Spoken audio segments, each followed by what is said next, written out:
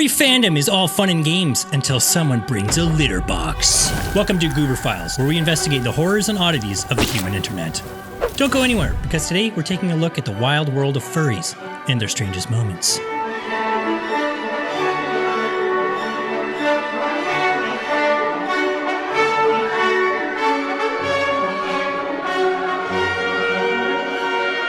The carpet sample furry. Meet the man behind the worst DIY fursuit you've ever seen. And it's only the start of his story. William Clark was a middle-aged Indiana fur who built grotesque suits out of stuffed animals, earning nicknames like Shadow Wolf, Shadow Wolfus, and Carpet Sample. Carpet Sample. So... does not have a good ring to it. Hey, I'm Carpet Sample. Online, he took the furry fetish to an extreme, writing graphic fantasies about having sex with dogs and custom animal plushies. Whoa!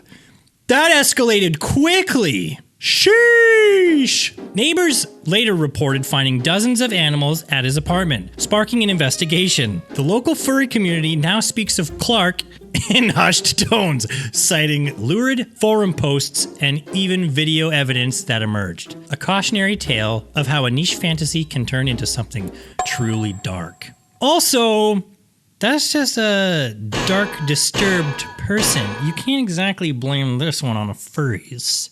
I don't think I've ever actually met a furry. I've seen a dude one time at the gym with a furry tail and a onesie.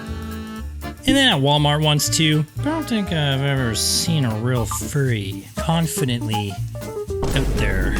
That's not true. I've been to comic book conventions. Messy Tails.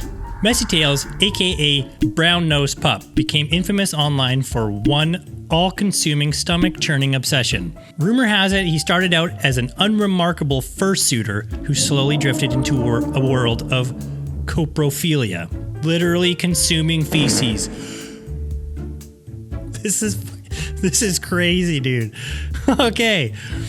His social media accounts, now deleted, reportedly chronicled his fetish in horrifying detail. By 2019, Messy Tails vanished from the internet. Some followers whispered that his dangerous habits made him gravely ill or even led to his death. No official source confirms his fate. It's become lurid legend. The messy truth, however, is that he left a question mark hanging over the fandom, reminding everyone that some fantasies can become dangerously real. Yeah, probably became septic and died. You shouldn't be eating poo, I don't think. What's just happened? Let's just take a look. What happens when you eat poo?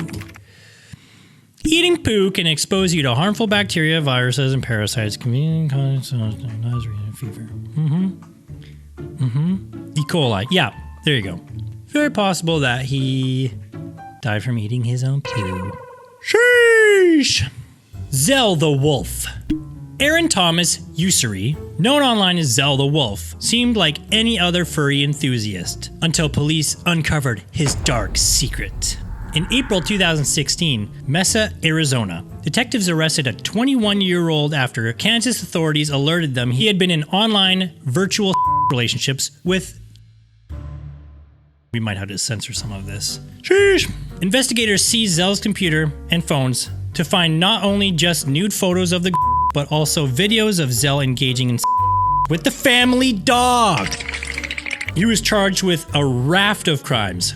Exploitation of a minor, providing material to minors, luring a minor for sexual exploitation, and bestiality. The case even included a jailhouse interview where Zel admitted his guilt and remorse. In court, he pled guilty and was later sentenced to 17 years in prison. It was a wake-up call. I'd say it's more than that, but pretty crazy. A predator hiding in plain sight within the fandom had been unmasked. That was a crazy one though, huh? Okay, the Furry Detectives Community Operation. In late 2018, a viral leak shocked the fandom. A cache of encrypted Telegram messages had exposed furries who were torturing animals and exchanging bestiality videos. See, like, I want to be like, furries are just cosplayers, what have you, but it seems like it might be a little bit of a fetish. Instead of looking away, a handful of online sleuths sprang into action, calling themselves the Fur Avengers. Files. That's sweet. This ragtag team of cyber detectives decoded the leaks from a user called Pseudonym.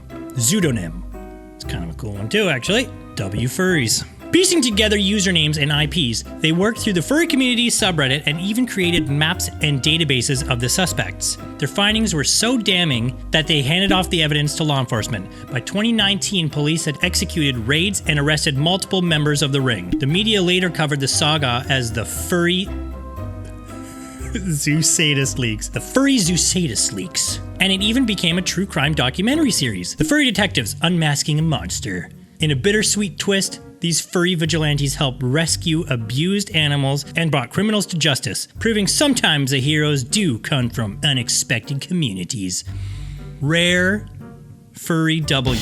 Man, I gotta do more furry stuff. It's fascinating. Alright, my personal favorite. This one may not be true. I hope it is. I could definitely see it being true. But the FurryCon litter box. You've probably seen the memes. Someone claims that a furry convention had actual litter boxes for attendees. The origin is a joke from Anthrocon 2016 in Pittsburgh. Holy fuck, with about 7,500 people in fursuits. 7,500 furries under one roof, where one furry's nephew quipped, "I heard they found a litter box in a hotel room." It was just a silly quip between family members, nothing more. No official litter boxes were sent out by event staff. Furries use convention bathrooms just like anyone else. But in early 2022, the old rumor blew up again in the press. Cited by talk show hosts and school board myths, right-wing agitators turned it into a so-called controversy, trying to fake news stories about a school. In reality, the whole litter box panic was a hoax. As one veteran furry put it, the only thing feline about our conventions is how fiercely loyal our community is to accuracy, not how we use the bathrooms. Well, I hope you enjoyed this wild look into the strange world of furries. But for now, I think we can lock this one back up in the Goober Files.